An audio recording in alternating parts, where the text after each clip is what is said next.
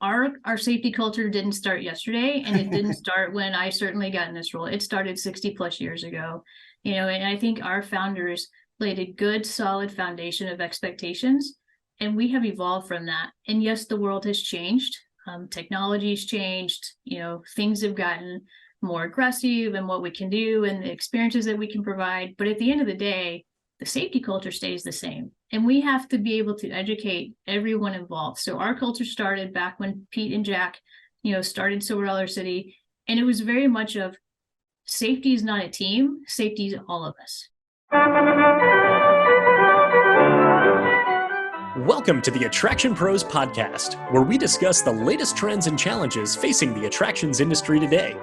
We chat with some of the top leaders in the field and provide resources that will help develop your career in this great industry. I am Josh Liebman. I am obsessed with the guest experience and helping attractions make that their top priority for success. And I'm Matt Heller. I am passionate about organizational effectiveness, leadership development, and employee engagement. Now sit upright, hold on tight, and get ready for the Attraction Pros podcast. This episode is kindly sponsored by Attractions.io, the guest experience platform behind Merlin Entertainment's, San Diego Zoos, and the PGA Championships branded mobile apps. And just like us, the team at Attractions.io is on a mission to elevate the guest experience and ensure that they exceed the expectations of today's digitally native guests. By combining a branded mobile app with an operator console that consolidates behavioral data from every touch point in the guest journey, the Attractions.io platform empowers operators with the tools they need to increase guest satisfaction, spending, and loyalty. And to learn more about how Attractions.io can help you connect your end-to-end guest experience, visit attractions.io/howitworks. Hey, Josh, how are you? Hey, Matt, I'm doing great. How are you? Well, I am safety-tastic. All right. Whoa, you threw a safety in. You're fantastic. I did.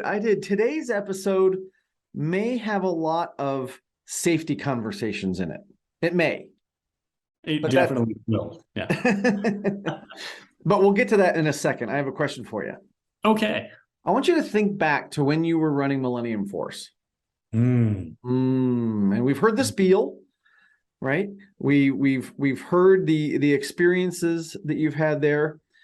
How important was safety in what you did? It was pretty darn important. Can I just say very? You can. Do you need me to expand on it? A little bit. I'd love that. Sure, absolutely. So thinking about safety as it relates to ride operations and the time that I spent in ride operations was critical. It's above all else. It's it is first, last, and everything in between. And all the other elements of the guest experience, of the employee experience, I would say really fall under that umbrella. So we're providing great service to our guests. We're doing it all while being safe, and oftentimes by being safe. We're being efficient, but we're not dispatching at intervals that are unsafe, right? Or trying to dispatch at a faster interval because we're starting to cascade, right? We'll let that train cascade if it needs to sit there on the brake run for a little bit longer because we want to make sure that all guests are properly wearing their seatbelts and have their lap bars, securely down, and employees are in their positions and out of the way from the train, that the safety is the priority. Well, I'm glad you mentioned the employees because I think sometimes we get so focused on the guests and we almost take for granted a little bit. Well, the employees have been doing this, for so long. They understand what they're supposed to do, but there's also that element of very detailed focus on employee safety as well. And the reason I'm bringing this up is because our guest today looks at all of that, right? Not just the guest safety, not just employee safety, but in some cases, animal safety and food safety and, all the safeties in between. We get to talk to Gina Claassen from Herschend, who is the VP of Safety. And she really calls herself a support. She says she's in a support role when it comes to safety. And it's really fascinating to hear what she means by that. Yeah, absolutely. So I'll flip the question back to you. When you were a ride operator at Canopy Lake Park or many of the other places that you've worked, how important was safety for you? I want to say critical. I want to say critical. But here's the thing. I say it's critical now, and I believe it was critical then, but was it always the thing that was on top of my mind? I don't know. I think there are times, and I don't want to say I was unsafe by any stretch of the imagination, but I think that there were times when I felt confident in what I was doing, and I felt confident that if I followed my procedures, I would be safe, so I didn't have to think about being safe. Does that make sense? Yeah, and that is that a good thing or a bad thing? When you get in your car, if you were to drive 10 minutes, and then if we were to talk, and if I were to ask you how many traffic lights did you stop at and how many lane changes did you do left and right, you probably wouldn't be able to answer me. No, I'm sure I wouldn't. In nature, right? Yeah. So, yeah. So in a way, that's a good thing. That's how it should be, right? You should be trained up. You should be so skilled, so qualified that the job becomes second nature. But when you get too comfortable, sometimes perhaps that's when conflicts occur. Absolutely. Yeah. You've obviously still got to be aware of your surroundings. You've got to be watching for things. But I also think that there's a balance there, and this will come up in this conversation as well. There's a balance of being so focused on safety that you actually become unsafe, right? Because all you're focusing on is not making a mistake. And a lot of times that's when mistakes are made.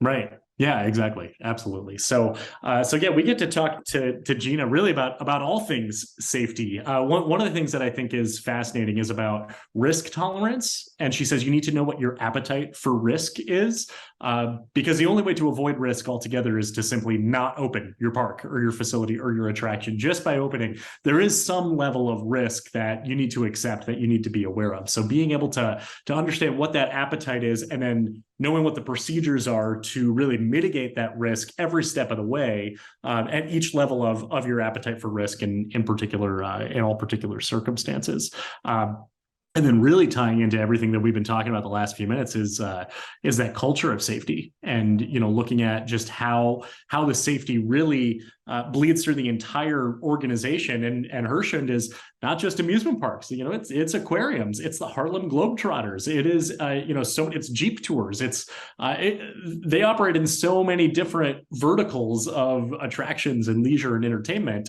And it's cool to see the parallels between all of those. It is. And I think that really ties into one of Gina's points about being a lifelong learner, right? You can't oversee safety or be a support mechanism for safety in all those different venues if you don't learn about them, right? So you've got to be able to learn about them. And in fact, when she goes into a facility, she says, I'm there to learn, right? I'm not there to be the cop, right? And enforce rules. I'm there to learn and grow and build relationships. Yeah, absolutely. And as it relates to being this lifelong learner, if you've been to any conference in our industry, you've probably seen Gina there. You've probably seen her speaking, both educating and learning. And then we also get to talk about Herschend's Grow You program. So I know it's a little deviation from the category of safety, but everything that Herschend is doing to build their culture and to be able to recruit new employees, as it relates to supporting their employees with their educational goals and employees being lifelong learners as well. Absolutely. Absolutely. Hard to say lifelong learner. There's a lot of L's in there. There's a lot of L's in there. The other thing that she really talks about in a couple of different ways is this concept of balancing tension, right? And you can balance tension in certain relationships and conversations. You can balance tension in the outlook of, are we doing what's most efficient? Are we doing what's most safe? And so it's really interesting to kind of hear her perceptions and her perspectives on that concept of the balancing of the tension and how sometimes it's critical, right? You have to have it. Like you said, if you want to eliminate all risk, you just don't open. And then there's no tension whatsoever. Right. But I think in life, there's natural tension that needs to be there. Yeah, and the best ways to balance that is through building relationships, and she talks about how important that is, and how she does that, and the productive impacts from it as well. So, is it time to stop this tension and get on to our interview with Gina? I'd say let's buckle up, let's pull that lap bar down, and remain seated for this entire interview. Hey, Gina, welcome to the Attraction Pros podcast. How are you? I'm good, guys. How are you? We're good. We're good. So excited to chat with you today. Can you give us just a little bit of your background in the industry? Oh my gosh. Well, let me give you a little bit of background about me. So I did not grow up going to a theme park or an amusement park. I actually grew up on a small family farm in north central Arkansas. So I went to the fair a couple of times, took my cattle to the fair, but never spent a lot of time in an amusement park. So I was in college. I went to junior college first on a basketball scholarship. And then one summer I decided, you know what, it would be fun to have some friends that we went and got a summer job at Silver Dollar City. So we did. And while I was there, I met this cute train robber. And I still think he's pretty cute today. So I kind of like, you know what, this is fun. I kind of like this. So I finished my time at junior college. And then at that point, you kind of have to decide where you're going to go.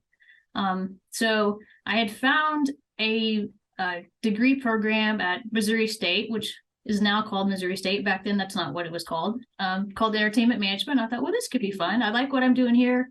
I can stay close in Springfield and then, maybe even major in something fun too. So did that, transferred up there, graduated, continued to work at Silver Dollar City in attractions, kind of bounced around from every new ride to new ride to new ride, which was really, really cool. And then during my senior year of college, I found this thing called an IAAPA show ambassador program. No idea what I was about to get myself into, but some friends and I said, hey, 10 days in Orlando at an amusement park convention. How could you go wrong, right? So we applied. Luckily, we got accepted, and holy cow, completely opened my eyes to a whole new world of what the amusement park could be about.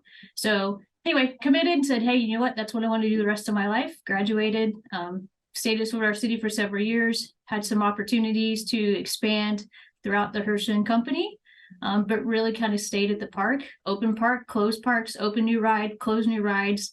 And then unfortunately, as most of us know that have been in the industry a while, there was an accident at a property called Darien Lake, where we had a fatality on a coaster, and we were managing that park at the time. So I was asked to go up and kind of help take care of the training and auditing of that property to help kind of keep it going the rest of the time and just support us the best that we could. And that kind of evolved into a safety role. So I went from a ride operator, manager in the kind of the operations field to focus more on the safety side of it, with probably more a training and auditing perspective on it, which happens to be a passion of mine. So fast forward to today, that evolved into like a safety manager role, into a director role, and then setting in a vice president role where I kind of help support the operations, both overseeing safety and security.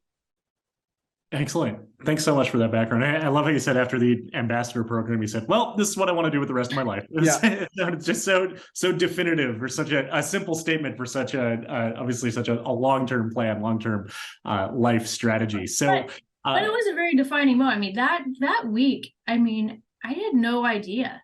And, people talk about the size of the trade show, and yes, it's massive, and most people haven't seen that, but just the opportunities of the jobs that you see out there and the different type of demographics that we have and the different type of business entities, I had no idea that existed. All I knew was they had some rides and some food, and it was fun. Yeah, absolutely. So kind of talking about in your role today, and just everything with Herschend as it relates to safety. Can you talk about, Herschend has such a varied portfolio between parks, aquariums, so many different types of attractions, types of businesses. How do you approach the concept of safety? Just knowing, obviously, its importance, but I imagine you probably look at it through different angles depending on which property or which type of property it's being looked at. Yeah. So that's an awesome question. I would tell you that we're fortunate because we do have such the different dynamics with the aquariums, the parks, the adventure tours, the Globetrotters. We bring so many different expertise levels into that box for us that we can kind of glean off of each other. I joke around like I'm not an expert in anything, but I surround myself with a lot of great experts in their field. So like in the aquarium world, we'll have husbandry experts. You got people that are used to working within that box. And then obviously in the theme park world, we got, theme park experts, whether it's a ride expert, foods is all part of that as well, because that's a big part of our business. So I'm surrounded by a group of people that help us be better collectively every day. And I think that's probably, I'm lucky in a way that I get to do that. I don't have to be the expert. My job is to pull that expertise together and get the best out of everybody we can to make sure we function together as a group. So it sounds funky, but that's really, truly, I'm part of a support team more than anything. Yeah. Well, and I would imagine that there are things from a safety perspective that people in food and beverage can learn from husbandry, or they can learn from ride operations. So Yep. are there things like that you've said, hey, this is a good practice over here, let's apply that in a different part of the business or even a different department?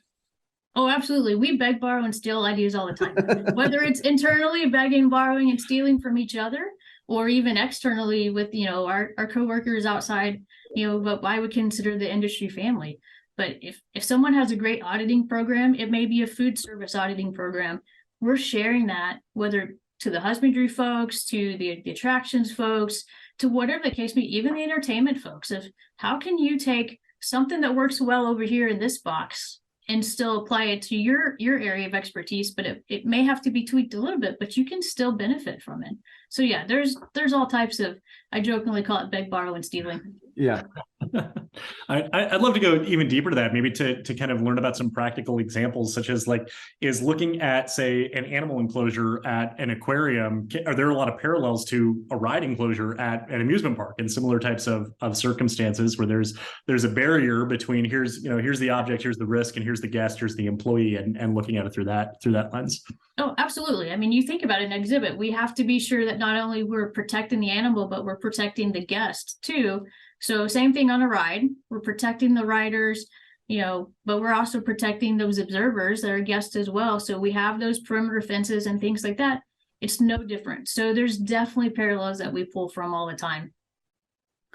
I got to imagine, and maybe this is getting into the design of it too, like there's got to be a balance between the rider experience. Let's just take a coaster, right?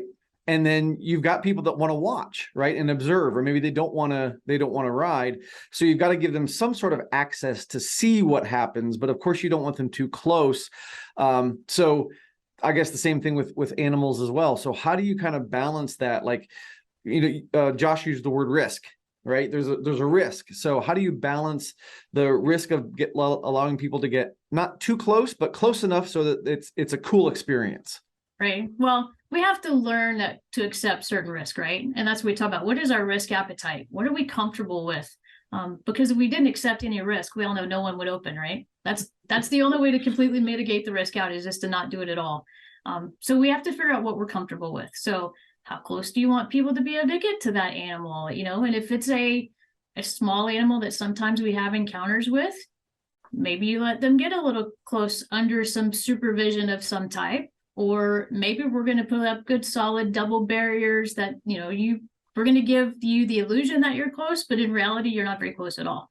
But again, to your point, that's a little bit more of the design side, but ultimately that's what we're trying to do. But from a risk perspective, we just have to figure out what are we comfortable with, and, what we're comfortable with today in this scenario may be different than what we end up being comfortable with tomorrow in a completely different situation. So it's a constantly kind of evolving situation.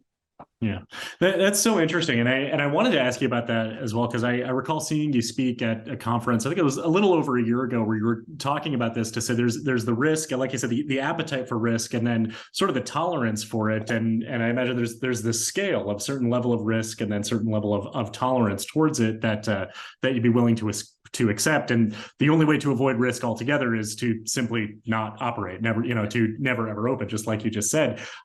Would love to know, as far as determining that level of tolerance or that level of confidence, and even just what you just said of what we're confident with today might not be how we're confident in the future. So what are some of the things that go into determining certain confidence levels with risk and determining that risk appetite? Right.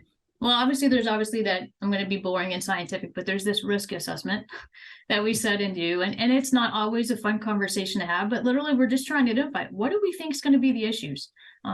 If it's an injury, what do we think that injury could be? If we're looking at a new ride, and Maybe it's the height requirement, maybe it's the G forces, what is that ride going to cause us potentially to happen? Maybe some of the risks we're looking at, we mentioned foodborne illness. Well, how would we address that? What is our comfort level with that? And what are the practices we have in place to mitigate that out? So we look at that, and all that is part of your assessment. What you think that the risk is going to be. So you got to identify what you think those are going to be. And then we're going to put in place, well, what are our practices? And do we feel like our practices that we do get us to a comfort level where we're willing to accept the risk that's left? And that's really kind of the formula and the puzzle we're looking at it all the time, whether it be a new attraction, maybe it's the flow of the crowd even, as they walk through the park, most people go left, do most people go right? And if they do, well, what does that cause? Well, that if they go right, when they're liable to go right this ride first, and then they're going to eat, and then they're going to be sick after that.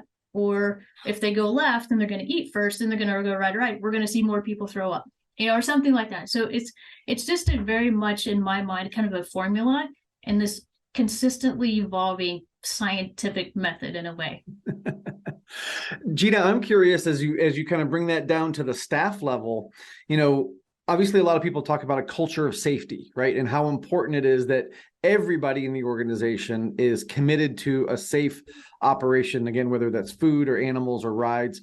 So I'm curious, how do you create a culture of safety or get that message to the front line? Because ultimately, they're the ones that are running the machines. So how do you get that message to them?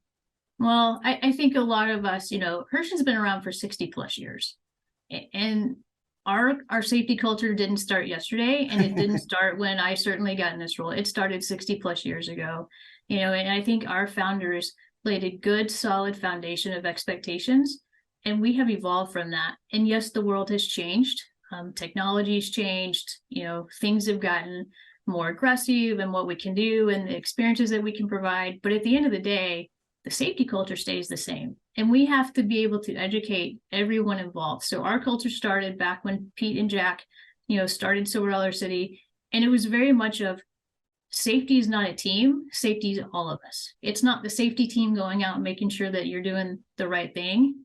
Every single person, whether you're the frontline person that's, dishing up French fries or checking lap bars, or no matter what, even all the way up to our CEO, there is a responsibility when it comes to, providing a safe and secure environment, both for our guests and our employees. And I think if you ask any one of our 10,000 plus employees, they're going to tell you the same thing. It's my responsibility to make sure we're safe. Gina, one of the things that Matt and I talk a lot about is in regards to building a culture, whether it's about guest experience or operations, is about the recognition of a job well done and coaching for continuous improvement. Can you talk a little bit about, I would say, how that fits into, I would say, being able to do that through safety? For coaching, usually I imagine it's pretty cut and dry, but what about recognition for staff members who are, is there a way to go above and beyond safety standards, or a way to really kind of foster that culture of safety for continued success by not just acknowledging when a staff member has performed poorly or fallen below the standard, but when they're meeting or exceeding it as well? Yeah. Well, I think in today's world, people want to do the right thing, and they want to know that they're doing the right thing, and they want to be told, hey, we appreciate what you're doing. 20 years ago, I think when I first started, I was told, hey, you need to push down and pull up in this lap bar. And that's what I was supposed to do. And I don't think I had this feeling of I was supposed to be recognized for that. But man, I was appreciated for it. And so to show that appreciation, that number one, they're doing what they're supposed to be doing, but they're doing it in the way that we've asked them to do it, and then we're showing them that appreciation, you just get that much more buy-in, from our employees. In today's world, it's very much they want to be appreciated. They want to understand, why am I there? What's my responsibility? Why is this important to me? And also make sure I feel good, make sure I'm appreciated for it. So I think it's really, really important. And we challenge our folks. We don't have like one consistent recognition program across the company. Certain things work different at certain properties. So the properties identify what motivates their folks, what kind of recognition is the best for that property. And that's they're trying to build their own recognition programs. And safety is just a piece of that. It's not just a safety recognition program. It's a park-wide recognition program, but safety is certainly an element. So speaking of appreciation, I know another way to show appreciation is developing your team, right? And I happen to notice the Herschend Grow You shirt that you're proudly wearing, right? So can you talk a little bit about that program and how that helps your team develop? Yeah. So with the Herschend Grow You program, that means that any employee, whether you're part-time, seasonal, full-time year-round, whatever the case may be, you can go to college or take post-high school classes for free, 100% tuition free. So if someone wants to go major in, I don't know, some kind of business degree, they can certainly go do that. So we partner with a third party that helps kind of point us in a direction, and it allows our folks to work as they want, but also if they want to go to school, they continue to go to school. And I don't know many companies out there today where you can actually come work, again, 5-10 hours a week, potentially, if it's just a part-time job, and then they can go to school for absolutely free. And so it's 100% tuition. And then there's also, for those that have degrees that maybe just want to do some continuing education or get some certificates, there's also some additional classes out there that you can take too, whether it be leadership. I think there's some management stuff classes. I mean, even me, I've gone in and played in a little bit to try to figure out what would be good for me to teach, just because we're all lifelong learners. In some form or fashion, we want to learn. Sometimes it's not so much the education curriculum that maybe we gain the most from, but then there are people that do. That's what they want to do. I have some colleagues that I work with, literally, they're going back and getting another degree just because they can. So yeah, it's been a great benefit for us. Certainly, I think it's a tool to help recruitment, and we're starting to see the benefits from that. But ultimately, we want to make people better than what they were, and this is an opportunity just to help everybody out. Whether they end up working for us for 25 plus years, or whether they come to work with us for a season or two. But if we can help them in some way, that's really the benefit of the program. Yeah. When that program was announced, it was just so groundbreaking. I mean, it was in every industry publication, but it was in, so many national publications as well, beyond the industry. We wanted to give it exposure. Can you talk a little bit about, I would say, the response since that program was announced and rolled out, and maybe some of the impact of it as well? Yeah, so obviously it's a recruiting tool. Like I said, there's a lot of things that you can throw out to someone to help kind of, if they're comparing us to maybe another opportunity, then that might put them over the edge to come work for us. But at the end of the day, I just think it provides, an employee something that they may not ever get an opportunity to do. There's a lot of folks out there that would love to go to college, would love to have a degree, but just physically don't have the means to do it. They may not have it may be the financial means, it may be the location, and the majority of these are online. So it's a work at your own pace. So it's so much of an opportunity that no one out there has ever done before. And so, like I said, it's taken a while to kick off. Yes, it got a lot of press and a lot of excitement in the beginning, but then the people like, is this really real? And yeah, it actually, it is factual. You can do it. Now, that doesn't mean I can go up the road to the local university and say, okay, this is where I'm going to school. There is, some partners with a third party that kind of give us some opportunities to go through. But again, people get to go to school people that want to go to school can go to school and get those degree programs or get that education that maybe they never had an opportunity to get before. So. Absolutely. So cool. So cool. I'm going to come work one day a week at Dollywood just to get some more classes.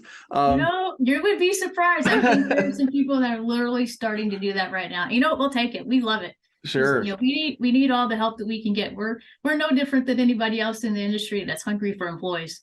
Absolutely. And you have so many diverse attractions in your portfolio. Can you talk a little bit about that? I know you've kind of hinted a little bit, but the adventure tours and the aquariums and theme parks and the Harlem Globetrotters.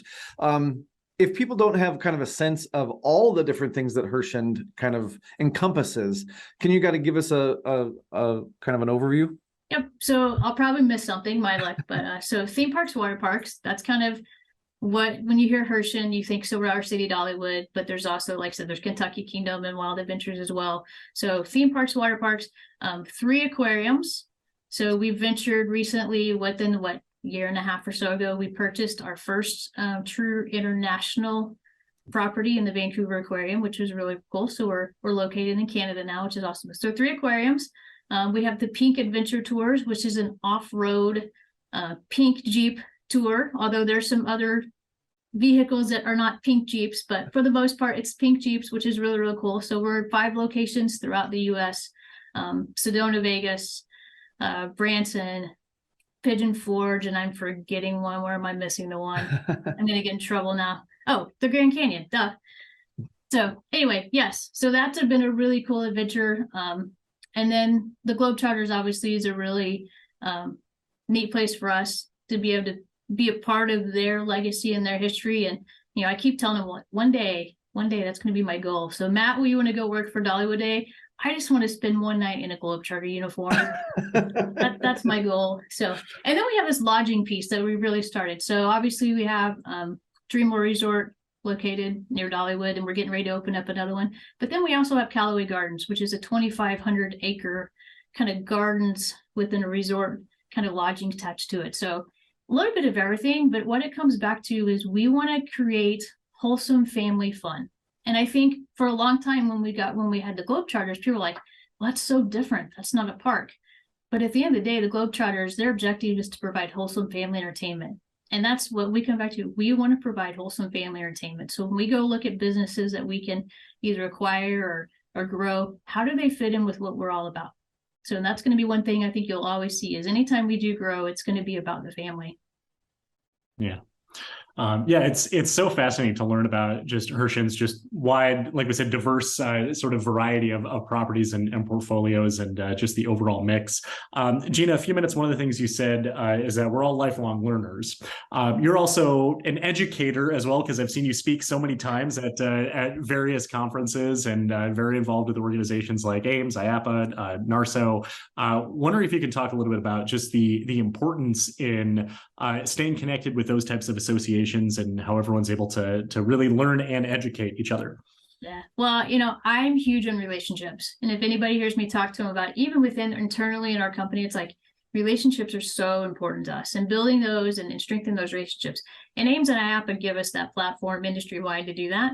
And they make it easy. Plus, it gives us an opportunity to be able to share with each other the best practices. Sometimes it's the not so best practices, but we want to make sure that maybe someone else doesn't make the same mistake that we do. The industry is huge. I mean, we're global, billions of riders a year, millions of employees, thousands of locations, whatever, however you want to put it. But at the end of the day, we're actually a very small family. We love each other.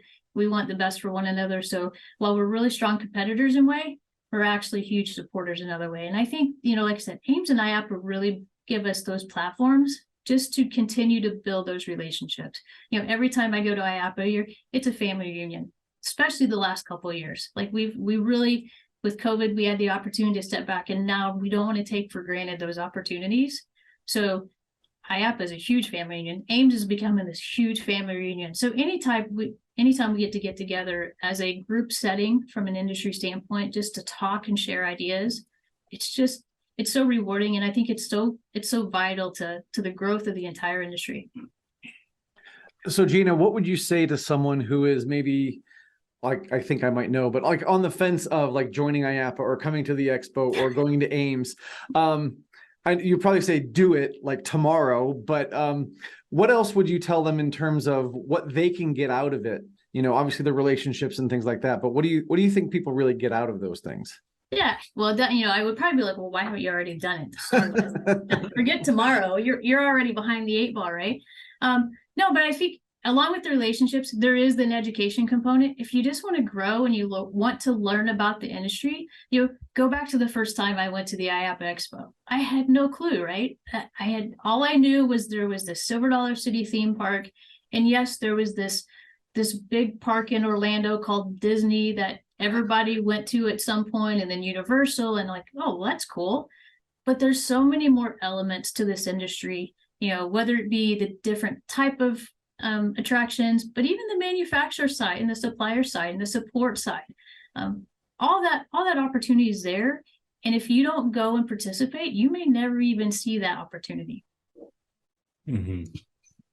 So Gina, can you share kind of switching gears here, valuable lessons that perhaps you've learned, over the last, just over your career, over the years, in terms of whether it's safety or continuous improvement, or you talk about sharing not so best practices so that others don't make similar types of mistakes. Would love to know it as far as just valuable lessons that you've learned.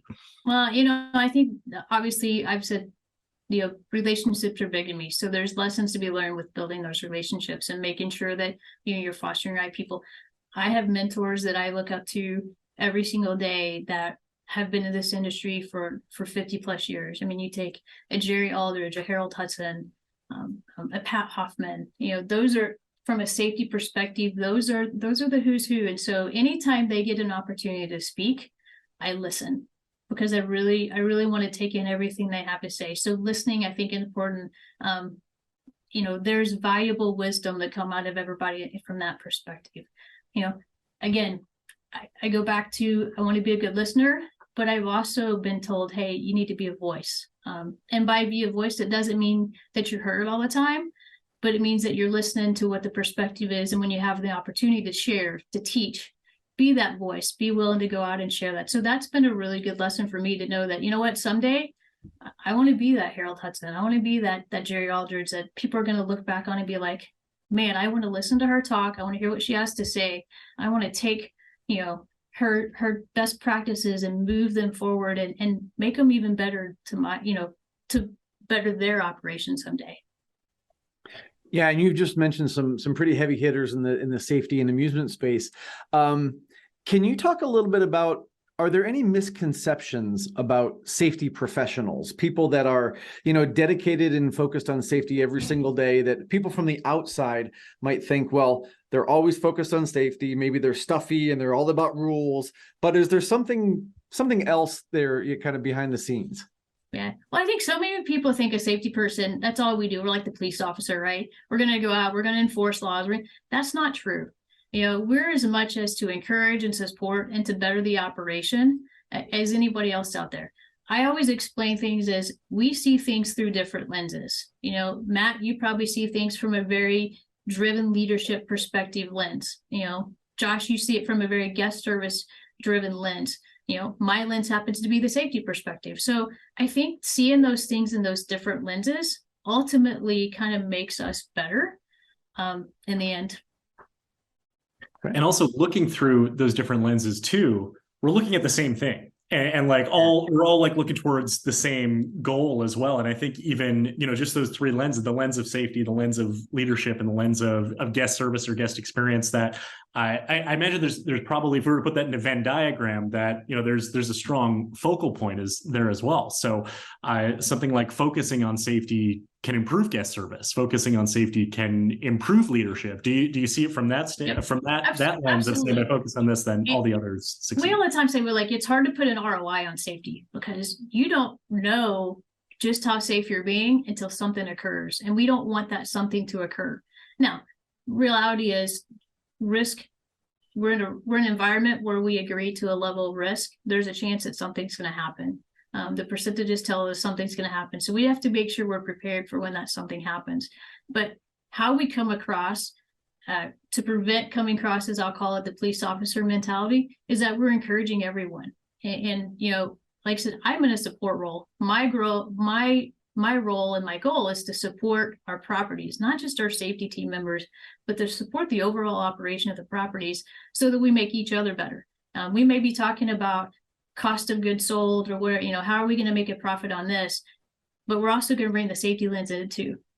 Safety we don't make revenue. That's the downside is, we're not a revenue generating division, but we do play a role in it that helps generate revenue across the different properties. Yeah. Gina, can you talk maybe a little bit about that safety lens? Like if the three of us were to walk into a facility, like we said, we're going to be looking at different things. Yeah. What is it that you look at? Like, what are you focused on? What are you concentrating on that really comes from that safety lens? So my purpose when I walk into a facility, I'll tell you, it's to learn. So I don't know everything there is to know about each one of our properties. So when I go there, obviously I have a safety we have the safety program that we follow, and we have some requirements and things. But I'm not necessarily auditing to ensure, hey, are you doing what you're supposed to be doing? Is this person signed off? Or are we doing this audit? I'm going in to see the overall operation. What can I learn from it? What can we take away? I'm also a lens that doesn't see the operation every day in and day out. So I may not have the clouded view that someone that's there every single day has. So we might be able to have some conversation to be like, are you seeing this? And they might learn something from it. So for me, it's about learning the operation. The other cool thing about it is I get to travel to all of our properties. There's a lot of people in our company that doesn't get to do that. So that's a real blessing. But what that also means is when I go learn something at one property, I can then take that and share it with another property and say, hey, you know what? This property over here either has the same issue. Let's get together and collaborate and figure out how we can better it. Or maybe it's a property that's already solved a similar issue, and we can go and share best practices with one another and be able to actually both be better in the end. So that's one of the cool things about going to visit properties is, for me, it's about learning. I'm trying to better understand what the operation is like at that property, but also sharing those things that I learned, I think are important, that I see are similar at maybe another property. And so by looking at everything through the lens of safety and by doing the risk assessment that you were talking about earlier, I imagine that you and your team, you're probably having a lot of conversations and looking at different possibilities that are conversations that a lot of people probably don't want to have. Things that they don't want to think about or things that they don't want to anticipate. Can you talk a little bit about what that's like? You mean those things that keep you up at night? Yeah, sure. Well, unfortunately, that is there's good things about being in a safety role, but there's also things that might not be so fun. To say that there are things that keep me up at night, absolutely. If I told you that I slept well every single night, and if I would tell you if any safety leader told you that they slept well every single night, they're probably not fully prepared. So I feel like we have to have our guard. We're not letting our guard down. We don't have a full comfort level that we're ready to operate because something is going to happen at some point. So how do you work through that? And again, I think there's challenges that come with that. And to be a strong safety leader, one thing, I think you got to like challenge. You got to be able to go, you know what? This is going to be a problem. We're going to have a fire today, and I'm going to figure out how to put this fire out. And I'm not going to have the answers right now, but I'm going to work through it. And I'm going to ask a lot of questions, and I'm going to phone my friends that maybe they're the experts and figure out how to come up with the best solution. So I think it's the challenge that really kind of drives a safety leader to really make them want to come back to work every day. Because if not, the sleepless nights probably would catch up with you after a while. Yeah. And I would also imagine, Gina, that part of that navigation process has to do with relationships, as you mentioned earlier, because you're looking at things through a safety lens. A ride operations manager might be looking at things through a guest service or an efficiency lens, right? And we want to get this many people through the coaster. Yeah, but if you do it that fast, it's not going to be safe. So, at some point, you probably have to be the mitigator of some of those discussions and help people understand, the different balances and nuances of some of the things that they may want to do versus some of the things that they probably should or shouldn't do. Yep. We often internally have conversations about balancing the tension. And that's exactly what we do in an ongoing basis. Is you're right. A leader sees it from their perspective and their set of lens. And you may have another leader that sees it from a different set of lens, and you got us over here going, wait, hold on. We got to put our safety lens in this. Well, and let's have this conversation to see, hey, at the end of the day, let's remember what our goal is. Wholesome family entertainment in the safest way possible. So once you work through those issues and we start focusing on the big picture goals, those conversations become not challenging, but fun. I've always said, I don't want a team built around me that's like me. I want a team that's different from me, that thinks different from me, that can bring different perspectives to the table so that we can have some good collective conversations from different viewpoints, but then come to a same collective agreement in the end.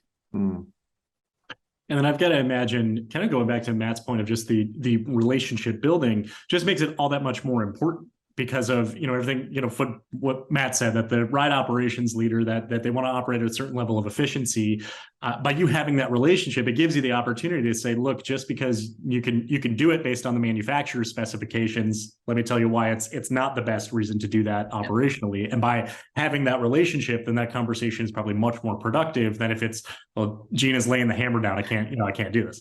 Yeah. You're nailing it. Yeah. And that's why I come back to you. If there's one thing that's probably more important to me than anything, it's about that relationship building, because we have some really challenging conversations internally about what's the right approach here. And at the end of the day, we have to know that it's not, Gina being the jerk. We're all having this collective conversation because we have the same goal in mind, but we have to balance attention to get to the right response. Yeah. Can you ever turn off the safety lens or the safety hat? For example, if you go to some place that's not a Herschend property, it could be the supermarket, right? Is that lens still active? To some extent, yes. I mean, you never turn it off. It becomes an ongoing joke at times. Tony and I will go somewhere together and we will just kind of laugh about it. And we'll even joke around. We'll be like, all right, just keep on walking. But yeah, it's really different, but it's not about, this isn't a job. Like, I don't come to work every day. This is my life. So that's the cool thing about it too. So it's not like I close up my office door and I leave and everything that took place in this office stays here in the office. It goes with me everywhere I go, but that's the way I want it to be. That's kind of the route that I've chosen. So yeah, it doesn't ever get turned off. Yeah. So if you are visiting other attractions, whether it's on or whether it's off, do you have any favorite non-Herschend attractions that you like to visit as a guest? You're gonna make me answer that? Yes. Can I say how about the IAAPA Expo? Does that count? Yes, no? Yeah. That's a very safe answer. Yeah. Okay. Well, and I will give you one because, and again, I go back to history and just being in an amusement park, because I fell in love with, even though we have a lot of different diverse properties now, I fell in love with Silver Dollar City in the amusement park world. So if there was an amusement park that I had to choose that I probably love to go to, it's going to be Knoebels. So it's just, that's such a very nostalgic park. It's like going to the state fair every day, and it's awesome. It is. And that's a good answer. I'm sure Brian would love to hear that you've said. Oh, I'm sure. Yes. Don't tell him I said that though. Okay? No, I won't. We won't. But I'm curious too, like from your IAAPA experience, you mentioned being an ambassador, and now you get to work with ambassadors, right, at the expos, and you get to see them. And I'm sure there's a lot of young professionals that you're working with. What is some of your maybe career advice to them or business advice as they're looking for ways to navigate through their career? First thing I do is be patient. I think so much we see opportunities, and the ambassador program is such a fantastic opportunity. And it can be life-changing or career-changing. I'm not going to say life-changing. It can be career-changing. Like you may find an awesome opportunity, but you may not. It may just be a step, a step in the road to your development somewhere. So I think be patient is the first thing, but take every moment that you have and use it to your, like, find a learning lesson coming from those moments. Because it's those times that you don't think you're learning anything, or maybe things aren't going the best for you, that you look back on someday and you're like, that was a very defining moment for me. That's where I had the biggest takeaways. Was maybe it's not a positive lesson, but it could be a negative lesson, but it was a definite lesson that they can take away. So I think be patient. But again, take in every step of the way and be willing to, to take some hits along the way. Because ultimately you're going to look back on it and be proud of where you came from. Good advice. Couldn't agree more. Gina, if you weren't in this industry, what do you think you'd be doing? Oh gosh. Well, so I was always a sports nut. Like if it had baseball, softball, basketball, whatever, I played it. So chances are, if I wasn't in the industry, I would probably either be coaching somewhere, or maybe a job, because I grew up on a farm and that was my life as a kid. And that's really, the one thing that you did in North Central Arkansas. I might be having like a career in agribusiness or something like that. So most likely somewhere in the education world, but in all likelihood, coaching. Well, and you said earlier that training and auditing and education were a passion of yours anyway. I'm curious, growing up on the farm, are there things and lessons that you use or that you experience there and learn there that you're still using today? I think most definitely. I think you learn a degree of work. Now, I'm not. If my parents watch this, they're probably gonna laugh because I had it as a farm child. I had it pretty easy. They made sure that I got the basketball practice and the softball practice, and sometimes they went and watered the calves when that was my job to do. But so they really took care of me. But I would say yes. You just learn this work ethic on the farm, and you never turn it off. Right? It's a 365-day, 24-hour operation. And it doesn't matter what's going on. So, and I think a little bit of that has bled over in the world I live today is, again, I don't turn it off. And that's not because that's what I have to do. It's what I choose to do. It's kind of like, that's what's in my blood. So I certainly think there are lifelong lessons, from the farm that are translating into today's world for me. Yeah, no, I'm sure. Gina, it's been so fascinating. We have a few minutes left, but another question we have is, if you could be a frontline employee for one day at any Herschend property, any attraction, any department, whatever it is, what would you want to do that day? Oh man. Gosh. I said for a long time when I worked at Sorare City, I wanted to work in the animal area and I wanted to scoop horse poop for a long time. So there might be some motivation to go to the aquarium that has marine mammals. So Vancouver has marine mammals. That's, there's something about animals that I find myself drawn to. Wild Adventures has got a nice little animal population. So I might have to go really be willing to clean stalls someday. I think that could be fun. So blending the farm experience, probably. Actually, yeah. It kind of goes back. I think it's a little bit in my blood. Yeah. So, but I don't know. I will say there are times where, especially in the last few years, we were asked to probably go support, some of the properties with some of their staffing challenges, and we got to do some of that. And while I didn't go back and work on a ride, I really wish that would be really, really fun to just take one day, think about nothing else, and just go work on an amusement ride for a day and be able to like interact and high five all the kids riding. And I don't know, there could be something to be said about that too. Definitely. Or like you said earlier, getting dressed up in a Globetrotters uniform and doing that one day. Can you spin a basketball on your finger? There have been some pictures taken of me potentially spinning a basketball on my finger, but I will tell you, I'm not very good at it right now. That's something that's on my bucket list that I got to practice on. And if I do ever get to wear a Globetrotter uniform, I do want to be able to do that. That's going to be a prerequisite, I think. Probably. Yeah. Maybe I can get somebody to help me learn. I might know a few people. Awesome. Well, Gina, this has been a wonderful conversation, and certainly appreciate your time and willingness to come on with us. If people wanted to know more about Herschend or get in touch with you directly, where would you send them? So I would tell them to go to any one of our websites. So sorarecity.com, dollywood.com, or just Google any one of our sites to get to the website. Then you can learn more about all of our Herschend properties from that perspective. If you want to get a hold of me, they can certainly reach out to me via email. I'm connected on LinkedIn, wherever the case may be. But I love to connect with people. If they want things they want to say to me, I would love for them to reach out to me. Excellent. Gina, thank you so much. This has just been such a fascinating conversation. We really appreciate you taking the time today. And for everyone out there who is watching and listening, just remember, we are all Attraction Pros. Thanks for listening to the Attraction Pros podcast.